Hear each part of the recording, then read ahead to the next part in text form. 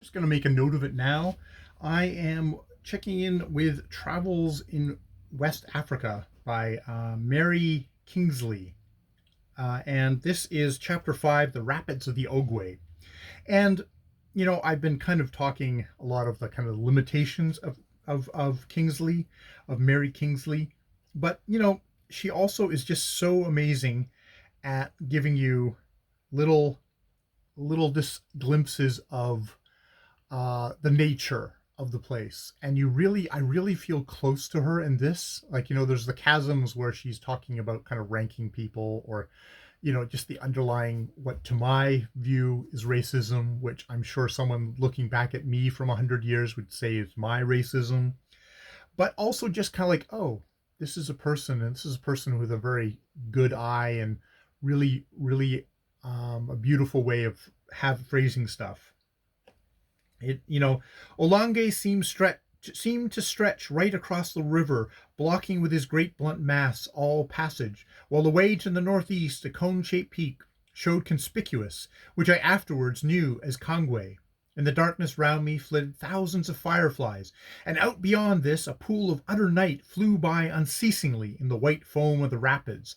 Sound there was none save their thunder.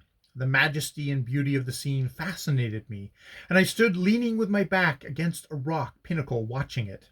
Do not imagine it gave rise, in what I am pleased to call my mind, to those complicated poetical reflections nature beauty seems to bring out in other people's minds. It never works that way with me. I just lose all sense of human individuality, all memory of human life, with its grief and worry and doubt, and become part of the atmosphere.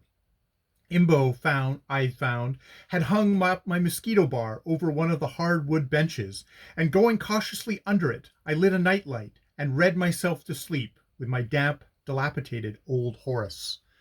So I think that's, that thing of like, I lose all sense of human individuality, and become part of the atmosphere. It's like that is the timelessness of Kingsley's writing, and it's kind of significant and probably something she put in there. That note of like, reading herself to sleep with her damp, dilapidated old Horace. Somebody else who, through chance, through whatever in the writing, managed to last. And I don't know if I doubt. I don't think maybe Kingsley hasn't lasted. I mean, definitely there's good hunks here that don't last and would be are quite outrightly rejected. But then there's that thing of like, becoming a part of the atmosphere.